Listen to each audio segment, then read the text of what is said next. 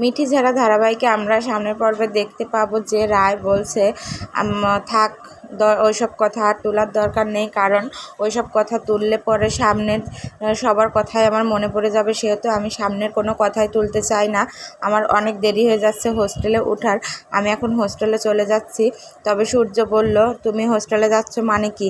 বলল বাড়ির সবার কাছ থেকে না হয় ওটা একটু পরেই জেনে নিও। তাই বলে রায় আর কোনো কথা বলে না, চলে যায়। হ্যালো গাইস, আসসালামু আলাইকুম, welcome back to my channel. কেমন আছেন সবাই? দেখেন আজকে আমি নিয়ে আসলাম আমার আবার ছোট্ট একটা মিনি ব্লগ নিয়ে চলে আসলাম আপনাদের সামনে। ট্যাংরা মাছের ঝোল দেখাবো। আসলে ট্যাংরা মাছ, ছোটো মাছ আমাদের খাওয়া হয় অনেক কম, তবে ট্যাংরা মাছের ঝোলটা আজকে আপনাদের দেখাবো যে ট্যাংরা মাছের ঝোল কীভাবে করে। কি সুন্দরভাবে আমি ট্যাংরা মাছের ঝোল রান্না করব সেটাই আজকে আপনাদের মাঝে দেখাবো। তার মধ্যে আবার দেখাবো বেগুনের চাকচাক ভাজি আর বেগুনের চপটা খেতে কার না ভালো লাগে। বেগুনের চপটা খেতে আসলেই সবাইকে ভালো লাগে। এক সময় দেখেছি মা দাদিরা অনেক সময় অনেক মাছ কেটেছে, এক গাদা মাছ নিয়ে এসেছে, সেই মাছগুলো কেটে রান্না বান্না করছে, কত টেস্ট। কিন্তু এখন আর সেই সব মাছ আনা হয় না, অল্প একটু করে আনা হয়। দেখেন সেই মাছই আমি কেটে কুটে আবার দেখলাম, দেখেন কি সুন্দর টকটকে একটা ঝাল দিয়ে রান্না করব, যেন রান্নার স্বাদটাই অন্যরকম চলে আসে। এর মধ্যে আবার বাচ্চা কাচ্চা আমাদের খুব জ্বালাতন করছিল আমাকে, এর জন্য সেই বাচ্চা কাচ্চাগুলোকে বললাম দাঁড়া তোদের একটু ভিডিও করে নিই, তোদেরকে নেটে ছেড়ে দেবো, এর জন্য ওদেরকে একটু ভিডিও করলাম। দেখেন আমি বেগুনগুলো আস্তে আস্তে চুলার পর দিয়ে কি সুন্দরভাবে ভেজে নিচ্ছিলাম, কারণ বেগুনের চাকটা ভেজে তারপরে আমি ট্যাংরা মাছটা ভেজে রান্না করব। কারণ ট্যাংরা মাছ কেউই ভেজে রান্না করে না, সবাই কষিয়ে রান্না করে, কিন্তু আমি আজকে ট্যাংরা মাছগুলো ছোটো ছোটো মাছগুলো একটু ভেজেই দেখাবো। কারণ ট্যাংরা মাছ না ভাজলে একটু গন্ধ লাগবে, আর সেটা আমাদের বাসার কেউই খাবে না। তাই ভাবলাম আপনাদের সঙ্গে একটু শেয়ার করি ট্যাংরা মাছ ভাজাটা। জীবনে চলার পথে অনেক কিছু দেখবো, অনেক কিছু শিখবো। আর দেখুন কত মানুষ কত কষ্টে আছে, আর আমরা এত সুখে থেকেও অনেক সময় আল্লাহর শুকরিয়া আদায় করি না। তো আমরা সবাই একবার আলহামদুলিল্লাহ বলবো, অবশ্যই বলবেন আলহামদুলিল্লাহ, কারণ আমরা অনেক সুখে আছি। দেখুন কত ভালো ভালো রান্না করে খেতে পারি। কত মানুষ কত বস্তিতে কত রাস্তার ধারে পড়ে আছে না খেয়ে দেয়, ওরা অনেক সময় খাবার না খেয়ে পচা খাবার খেয়ে বেঁচে থাকে। দেখুন আমি বেগুনের চাক ভাজিগুলোর উপরে কি সুন্দর করে ঝাল ভাত দিয়ে পেঁয়াজ দিয়ে একটু ভেজে রাখলাম, এটা খেতে আবার অনেক মজা লাগবে, এর জন্য ভেজে রাখলাম। এবারে নিয়ে আসবে সেই ট্যাংরা মাছগুলো। সেই ট্যাংরা মাছগুলো দেখেন আমি একবারে দিয়ে দিলাম, কারণ আমার ফ্রাই প্যানটা তাতানোই ছিল, আর ফ্রাই প্যানটা একটু গরম করে নিলে মাছগুলো লেগে উঠবে না। দেখেন আমার মাছগুলো কি সুন্দরভাবে একটা মাছও লাগেনি, আর কি সুন্দর ঝরঝরা ছিল।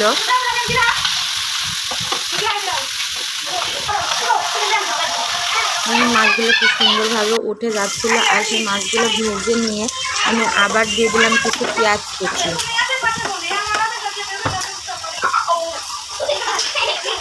পেঁয়াজ কুচি দিয়ে আমি হালকা একটু জিরা পেঁয়াজের সঙ্গে ভেজে, কারণ আমি এটাকে ওই যে ফোড়ন দেওয়া বলে না, আমি সেটা করব বলে এটা ভাজি আমি তুলে রাখলাম। কারণ লাউয়ের তরকারি যতই হোক একটু পাতলা হবে, ঘন হয় না, পানি লাগে, এর জন্য আমি এটা ফোড়ন দিয়ে এটা পরে মশলা বেটে তরকারিতে দিয়ে দেবো। দেখুন এবারে দিয়ে দিলাম তরকারির জন্য পেঁয়াজ কুচি আর সেই লাল লাল লঙ্কা বাটা।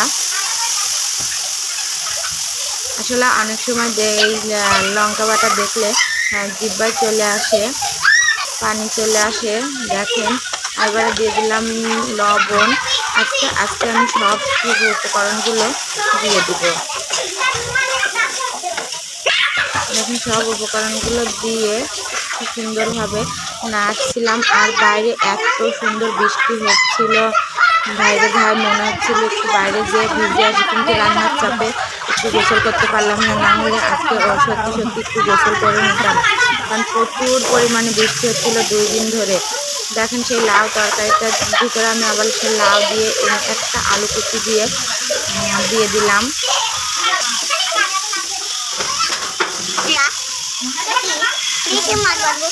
দেখেন লাউগুলো মাখিয়ে সুন্দরভাবে কষিয়ে নেব।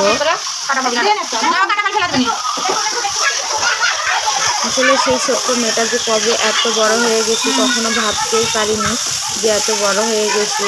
বাড়ির সবার কাছেও মনে হয় যে সেই ছোট মেয়েটাই আছি, হয়তো কোনো কিছুই রান্না করতে জানি না। কিন্তু দেখেন আমি শ্বশুরবাড়িতে কত কিছু রান্না করি, আপনারাই বলেন কেমন হয়, কত কিছু রান্না করি। অবশ্যই কমেন্ট করে জানাবেন যে আমার রান্নাগুলো আসলেই কেমন হয়, ভালো হয় নাকি খারাপ হয়। আমার বাড়ির সবাই তো আসলে জানেই না যে আমি এত ভালো ভালো রান্না করতে পারি।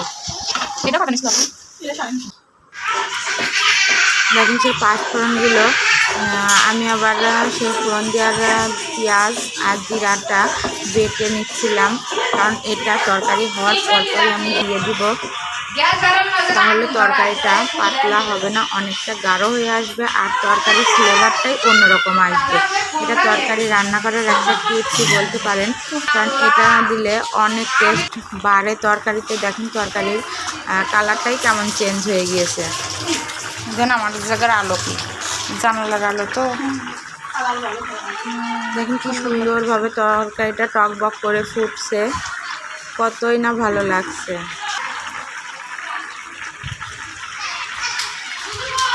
আসলে বাড়িতে গেলে এখনও কোনো দিনও রান্না করে খেতে হয় না, কারণ মা আছে, শাশুড়ি আছে, সবাই মিলে হেল্প করে, সবাই মিলে আমাকে খাওয়ায়। এর জন্য আমাকে কখনোই রান্নাবান্না করতে হয় না। এর জন্য বাড়িতে কেউ জানেও না যে আমি রান্না করতে পারি কি না, কিন্তু বাসা বাড়িতে আমার সবই করতে হয়, সবই করি। আলহামদুলিল্লাহ, দোয়া করবেন সবাই যেন সুস্থ থাকি আর সব কাজ নিজে হাতে করতে পারি, কারোর ভরসায় যেন না থাকতে হয়।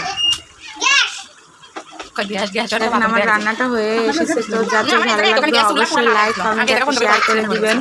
আর যারা যারা এখন আমার চ্যানেলটিকে সাবস্ক্রাইব করেন না অবশ্যই সাবস্ক্রাইব করে দিবেন। ভালো থাকবেন সবাই, এই পর্যন্তই শেষ করছি। আল্লাহ হাফেজ।